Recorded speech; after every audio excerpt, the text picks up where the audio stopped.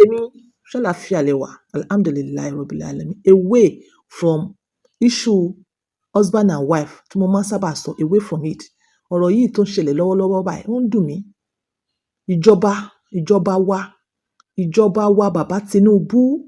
Ìjọba wa bàbá Tinubu, kíní yìí ń pọ̀ jù. Kíní yìí ti ń pọ̀ jù, ẹ̀yin tèmi. Màá sì sọ story arákùnrin tẹ́ ń rí tí wọ́n ń pè ní Eze ní native doctor ní Enugu. Ó pose as native doctor. Àṣé apààyàn ni, àṣé ritualist ni. Although ó ní wọ́n set on up ni. Kí ni ìtumọ̀ set up nígbà tí wọ́n délé rẹ̀ tí wọ́n bá lot of evidence? Nínú evidences tí wọ́n bá, ó ní obìnrin aláboyún tí wọ́n sin láàyè àti oríṣiríṣi àwọn èèyàn àtàwọn tí wọ́n tọ́jú tó ò tí ì pa wọ́n tó jẹ́ pé iṣẹ́ ò tí ì kàn wọ́n. Irú wọn bẹ́ẹ̀ wá pọ̀ ní community. Ẹ̀yin tèmi, màá sì sọ̀rọ̀ rẹ̀ bí ó ṣe di pé wọ́n ṣe gbá mú. Irú ọkùnrin yìí báyìí ó máa wá social media, wọ́n máa ṣòwò báṣubàṣu, wọ́n máa náwó, wọ́n máa tẹ̀wó mọ́lẹ̀. Èèyàn gidi ò ní ṣiṣẹ́ owó kó mọ tẹ̀ mọ́lẹ̀. Wọ́n máa náwó, àṣẹ ọmọ ènìyàn ló ń ná, àṣẹ ẹ̀jẹ̀ ọmọ ènìyàn ló ń ná, àṣẹ ọmọ ènìyàn ló ń tẹ̀ mọ́lẹ̀. Ẹ̀yin àfáà, ẹ̀yin pásítọ̀, tẹ́ bá wọnú àlùkùránì dáadáa, most of the thing tọ́lọ́run sọ ńbẹ̀, ìbẹ̀rù Ọlọ́run ni. Ìbẹ̀rù Ọlọ́run, bẹ́ẹ̀ ṣe níbẹ̀rù Ọlọ́run, bẹ́ẹ̀ ṣe gbàgbọ́ nípa òun Ọlọ́run, òun ló sábà pọ̀ jù. Ẹ dìde, ẹ̀yin àfáà, ẹ̀yin pásítọ̀, ẹ sọ nípa ìbẹ̀rù Ọlọ́run fáwọn èèyàn. Kò wá sí ìbẹ̀rù Ọlọ́run. Ẹ rí àwọn èèyàn, wọ́n mọ lọ mọ́sálásí, kò sí ìbẹ̀rù Ọlọ́run. Wọ́n mọ lọ mọ́ ṣọ́ọ̀ṣì, kò sí ìbẹ̀rù Ọlọ́run. Ìwọ tó ń kírun tó ò ní ìbẹ̀rù Ọlọ́run, bánzá ni. Because tó bá ní ìbẹ̀rù Ọlọ́run, ìwọ tó ń kírun, ò ní gbìyànjú pé kó gé ọmọ ènìyàn sí wẹ́wẹ́. Ìwọ tó bá ń lọ mọ́sálásí tó ń kírun, ò ní gbìyànjú kó pọmọ ènìyàn, ò ní gbìyànjú kí ọmọ làkejì rẹ kó sọ́fà, ò ní gbìyànjú kó jí ọmọ làkejì rẹ gbé, ò ní gbìyànjú kó jalè, ò ní gbìyànjú kó ṣe ìwà ìkà, ò ní gbìyànjú kó lọ́yàn lọ́wọ́, kó gbowó lọ́wọ́ rẹ̀ nítorí ẹ bá ní ìbẹ̀rù Ọlọ́run. Ìbẹ̀rù Ọlọ́run yìí lọ́lọ́run sọ nínú àlùkùránì. Ẹ lọ wò ó. Tá bá sọ wípé Allah a'udhu billahi minash shaitani rajim bismillahir rahmanir rahim Allahu la ilaha illa huwa hayyul qayyum la ta'khudhuhu sinatun wa la nawm lahu ma fi samawati wa ma fil ardi man zal ladhi yashfa'u indahu illa bi'izni. Títí tẹ́ máa fi kà tán, ẹ lọ wo mini ẹ̀. Ìbẹ̀rù Ọlọ́run lọ́lọ́run sọ ńbẹ̀. Bí Ọlọ́run ṣe kíra rẹ̀ tó fi bẹ̀rù rẹ̀ sínú ẹ̀yin ọmọ ènìyàn tẹ́ ẹ gbọ́ràn. Ìbẹ̀rù Ọlọ́run yìí ló yẹ kẹ́yin àfáà kẹ́ mọ́ bá wa ké sí àwọn èèyàn. Ìbẹ̀rù Ọlọ́run ni. Tó bá ní ìbẹ̀rù Ọlọ́run, ò ní sáré ju kádàrá lọ. Dípò tí wàá mọ ọmọ àwọn ọmọ ènìyàn. Ọlọ́run fún ọmọ ènìyàn lẹ́mìí kó wá sínú ayé. Ẹ̀yin dẹ̀ ń pieces wọn. Ẹ̀ dẹ̀ ń pa wọ́n. Ṣé bẹ́ẹ̀ àwọn tá a rí lélẹ̀, àwọn tá a rí ńkọ́? Ọwọ́ pálábá eléyìí ṣẹ́gi ni. Ibi tó ti rán àwọn boys ẹ̀ jáde. Bí wọ́n ṣe máa ń kidnap àwọn ọmọ ọlọ́mọ nìyẹn. Bó ṣe sọ pé kó ń kidnap ọmọ 13 years kan nìyẹn. Bí àwọn vigilante ṣe wò pé wọ́n ti kidnap ọmọ yẹn already. Wọ́n fi ọgbọ́n, wọ́n fi park bí ẹni pé mọ́tò wọn ó ní problem. Àwọn ọmọ yẹn àti bàbá ẹ̀ dẹ̀ ń lọ sóko. Bí wọ́n ṣe fi style jí ọmọ yẹn gbé nìyẹn. Ibi tí wọ́n ṣe lọ nìyẹn. Àwọn vigilante wá wò ọmọ tí àwọn people yìí ń gbé lọ. Ọmọ yẹn ó dàbí pé wọ́n gbé ni. Wọ́n bá tẹ̀lé wọn. Wọ́n bá trace wọn sí uncompleted building. Ibi tí wọ́n ti mú wọn nìyẹn. Wọ́n wá find out pé ta ló ní building yẹn. Wọ́n wá ní Eze yìí, òun ló ní building yẹn. So because ìgbà tó fi máa search gbogbo around yẹn, wọ́n rí pé wọ́n ti ń jí àwọn èèyàn gbé wá síbẹ̀. Bí wọ́n ṣe bí àwọn youth, àwọn community, bí wọ́n ṣe bínú lọ compound ẹ̀ tó tóbi tó ti ń ṣèwà ìkà. Because evidence wà rẹpẹtẹ. Bí wọ́n ṣe lọ bẹ̀ nìyẹn tí wọ́n lọ tú gbogbo ẹ̀. Wọ́n tú gbogbo ẹ̀yin tèmi. Bí wọ́n ṣe rí oríṣiríṣi ibi tó bẹ́rí àwọn èèyàn sí nìyẹn. Oríṣiríṣi àti àwọn tó fi sínú ihò tí wọ́n fi wọ́n sínú sọ́kàwé. Tó yẹ pé wọ́n keep àwọn ìyẹn for later use. Ẹ̀yin tèmi. Àwọn ẹlòmíràn dẹ̀ ń lọ bẹ̀, wọ́n lọ ń ṣiṣẹ́. Ọ̀pọ̀lọpọ̀ àwọn èèyàn ló máa ti wọ bẹ̀ tí wọ́n ò ní jáde mọ́. Wọ́n á lò wọ́n fétùtù because àwọn ò ní mọ irú nǹkan tí wọ́n ṣe ń bẹ̀. Àní ẹ rọra. Ìwọ tó bá níbẹ̀rù Ọlọ́run àti tójúbọlé gan wà lẹ́sìn ẹ̀. Ẹ wo àwọn míì ò lọ bẹ̀ yẹn lọ ṣiṣẹ́ tí wọ́n ò ní jáde mọ́. Especially irú àwọn obìnrin. Nínú àwọn obìnrin ọ̀pọ̀lọpọ̀ because oríṣiríṣi òkú ni wọ́n bá ń bẹ evidence. Bó ṣe sálọ nìyẹn o. Bí bó ṣe feré gé bó ṣe sálọ nìyẹn. Fídíò tẹ́ ń rí màá filẹ̀ ẹ máa wo concluding ẹ̀. ó sá lọ mú ọ̀nà sẹ̀mẹ̀ bọ́dà. Wọ́n dẹ̀ ti bá post picture rẹ̀ káàkiri bí àwọn ọlọ́pàá wọ́n ṣiṣẹ́ takuntakun láàrin àwọn amòfin bí wọ́n ṣe gbá a mú nìyẹn. Wọ́n gbá a mú, kí ló ń sọ? Ó lóun businessman ni. Irú business wo ló ń ṣe? Ó lóun ẹ gbọ́. Ezia ni fún rẹ̀. Ezia ni tó jẹ́ pé ó máa ń ná dọ́là, ó máa ń ná owó káàkiri ni. Dọ́là ó ná, náírà ó ná, any note ó ná. Wọ́n máa náwó, wọ́n máa tẹwó mọ́lẹ̀lẹ̀. Ó lóun ta òkìrìkà. Ǹjẹ́ èèyàn lè mọ ta òkìrìkà kó mọ ṣòwò báṣubàṣu bẹ́ẹ̀? Èèyàn lè mọ ta òkìrìkà. Ó sì yẹ kí àwọn ọlọ́pàá kí wọ́n trace àwọn ìyókù ẹ̀ náà tí wọ́n mọ jọjọ́ náwó yàmàyàmà yẹn. Ó yẹ kí wọ́n trace wọn. Tí wọ́n bá trace wọn, tí wọ́n wọ wọn lọ, wọ́n á rí oríṣiríṣi burial lọ ní lábẹ́lé wọn. Ó claim, ó ní wọ́n fẹ́ rope òun ni nítorí pé òun fẹ́ jẹ ọba or something like that. Wọ́n fẹ́ rope òun ni, wọ́n fẹ́ rope òun ni. Ẹ jọ̀ọ́, wọ́n fẹ́ rope ẹ, kí ló ń sá fún? Ezia ni. Wọ́n fẹ́ rope ẹ, kí ló ń sá fún? He dey play, he dey show. Orúkọ tó máa sábà pè nìyẹn. He dey play, he dey show. Kí ni wọ́n fẹ́ rope ẹ fún? Ẹ̀yin tèmi, ẹ̀yin ìjọba ẹ ṣàánú wa. Ẹ ṣàánú wa. Ẹ ṣàánú, ẹ bá wa figure àwọn people yìí jáde. Kí ni àǹfààní owó tẹ́ náà ń pín fáwọn èèyàn? Èmi ò rówó kankan o. Mi ò sì rí application owó jẹ ní fake kan làwọn èèyàn pass sí mi. Wọ́n ní ìjọba ń ṣe owó káàkiri. Kí ni àǹfààní owó tẹ́ ń ṣe tí kò sí security?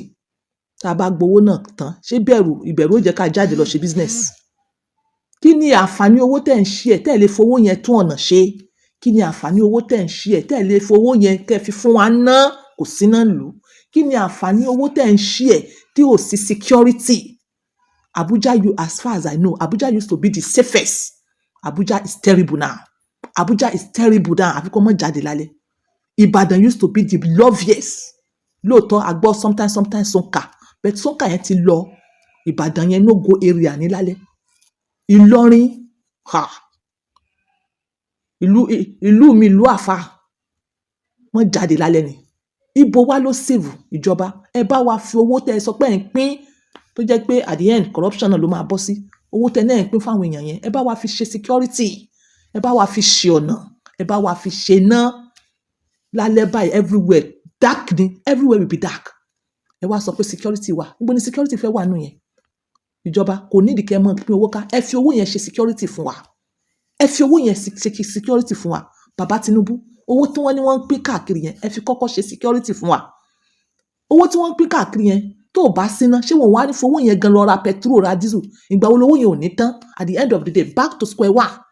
Ẹ fa owó yẹn ṣe social amenities fún wa kí oníkálukú jẹ̀rí ẹ̀. Irú owó yẹn sì may not reach everybody. Àtijọ́ tó sọ pé wọ́n ti ń pín owó níjọba yìí, èmi ò rówó ìgbà rí. Mi ò sì bínú sí, but mo ń sọ ọ́ sì kó lè bá reach everybody. Ẹ fi owó yẹn ṣe social amenities.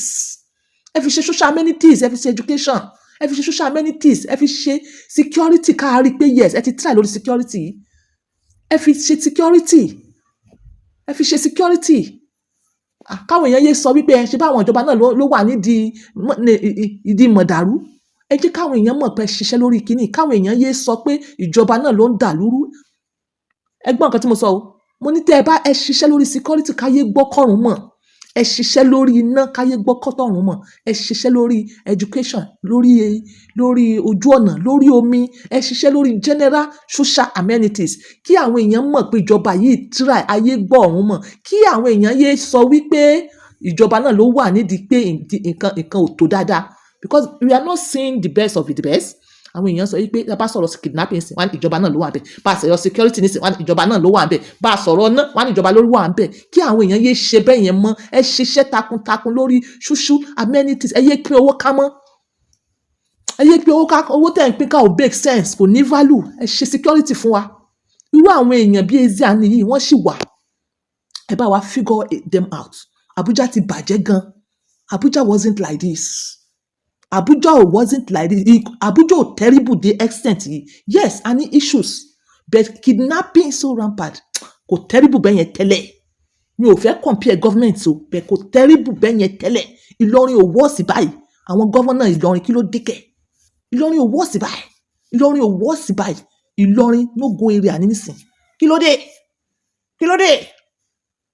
Need owó tẹ́ ń ṣe ẹ̀. Corruption náà ni wọ́n máa bọ́ sí at the end of the day. Ẹ fowó yẹn ṣe social amenities. Ẹ fi ṣe nǹkan security. Ẹ ń sọ pé ẹ ń fáwọn èèyàn, ẹ ń ṣe owó. Ṣé táwọn èèyàn bá lọ sí farm tí wọ́n lọ ṣe nǹkan ọ̀gbìn, ṣé lack of security máa jẹ́ kí wọ́n harvest? Àbí what are you thinking? ẹ jọ̀ọ́ ẹ bá wa ṣiṣẹ́ takuntakun ká lè bá ìròyìn rí sọ. I lend my voice. Ẹ̀yin tèmi, this is on point by 2. Always using my words to help others. Ẹ dákun ẹ̀yin amòfin, ẹ ṣeun pé ẹ bólé mọ́lẹ̀, ẹ ṣeun. Ẹ mọ̀ wá jẹ́ kí wọ́n escape. Irú àwọn èèyàn báyìí ẹ mọ̀ jẹ́ kí wọ́n escape. Ràmọ́nì tìlú Ìlọrin kọ́. Ṣóṣì wà ń bẹ̀ o. Ẹ ṣeun. Ẹ̀yin tèmi, ọ̀rọ̀ lẹ́gbọ́n yẹn, ẹ bá wa dá sí i. Lẹ́yìn ìgbà tí ẹ bá wa dá sí i tán, ẹ bá mi wo past videos mi kẹ́ ẹ mọ irú nǹkan tí mò ń really sọ àti àwọn nǹkan tí mo really gbé wá sí orí social media fún àǹfààní akọ àti abo. Tẹ́ bá wá ní interest sí product alálùbáríkà àti bí mo ṣe ń sọ̀rọ̀ yìí, tẹ́ fẹ́ bá mi ra 1 or 2 things. Mi ò ṣeré o, mi ò serious o, ọjà mi wọ́n o. Before you tó pè mí, ọjà mi wọ́n o. Ẹ WhatsApp mi lórí 07015100651. But inshallah for sure, ẹ máa rí oore ọ̀fẹ́ ńbẹ̀ gidi gan ni. Thank you. Ẹ bá wa follow ìmọ̀, ẹ ṣàánú wa. Ẹ bá wa follow ìmọ̀, ẹ ṣàánú wa. Ẹ bá wa follow ìmọ̀ bàbá Tinubu, ẹ ṣàánú wa. Good evening. What's your name? What's your name? My name is Levi Obieze. Levi Obieze. Yes. You are from which state? From Enugu State. Where do you reside? I reside in Benin Republic. You reside in Benin Republic. Yes. What do you do for a living? I'm a businessman. You're a businessman. Yes. Where are you heading to now? I don't know where I'm heading to right now because they say before you keep you allow the person to talk. You understand? Because you were an officer. Someone might say you a or you a whenever you know that you are innocent. Whenever you know that you are innocent, even though they take you to hell, you will go there.